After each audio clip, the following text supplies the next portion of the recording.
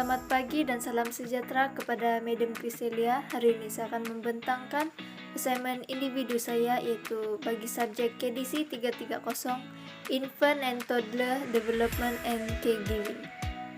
Seperti yang kita lihat di dalam slide, ini merupakan pengenalan kepada assignment individu ini yang berkaitan dengan amalan bersesuaian perkembangan atau juga dikenali sebagai ABP.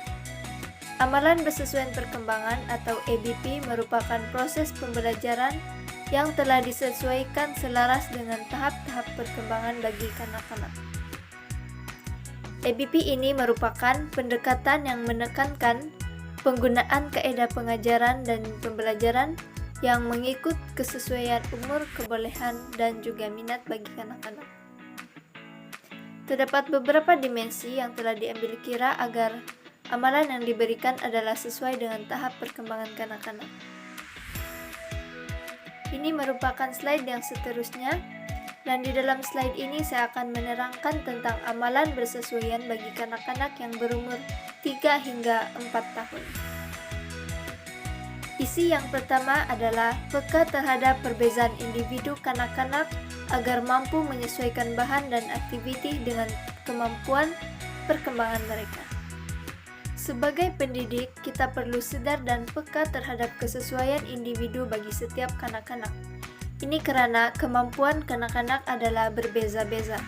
Sebagai contohnya, terdapat kanak-kanak yang mungkin laju perkembangannya dan ada juga kanak-kanak yang agak lambat perkembangannya.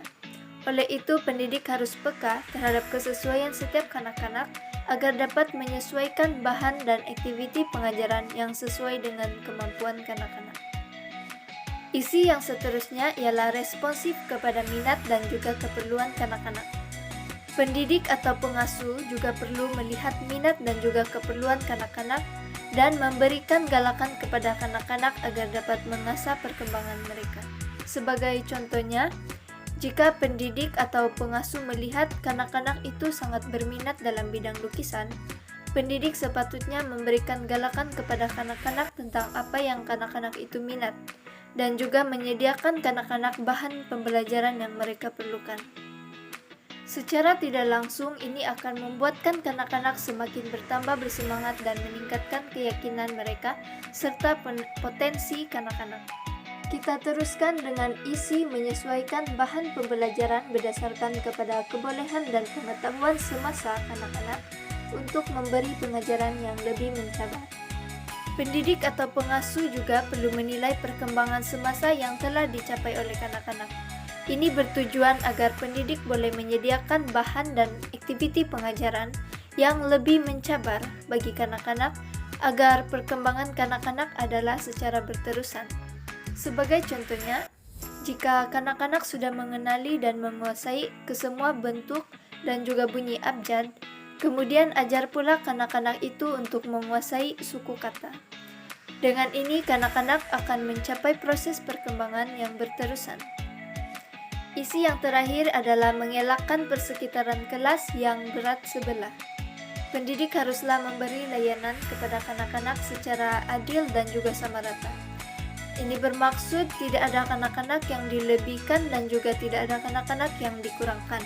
Sebagai contohnya, jika ada kanak-kanak yang sangat lambat perkembangannya dan sering ketinggalan, pendidik sepatutnya membantu dan bukannya membiarkan sahaja kanak-kanak itu. Begitu juga dengan kanak-kanak yang cepat mencapai perkembangan, jangan lebihkan kanak-kanak itu dengan kanak-kanak yang lain. Sebagai kesimpulannya, amalan bersesuaian perkembangan, yaitu ABP, penting dalam pendidikan awal kanak-kanak. Ini karena bermula dengan pengalaman pendidikan awal yang bersesuaian dengan kemampuan perkembangan kanak-kanak dapat membantu minda kanak-kanak dirangsang. Tambahan pula, dapat membina minat dan emosi kanak-kanak serta kreativiti dan pemikiran kritis kanak-kanak. Itu saja daripada saya, Richelicia Saikam. Sekian dan terima kasih.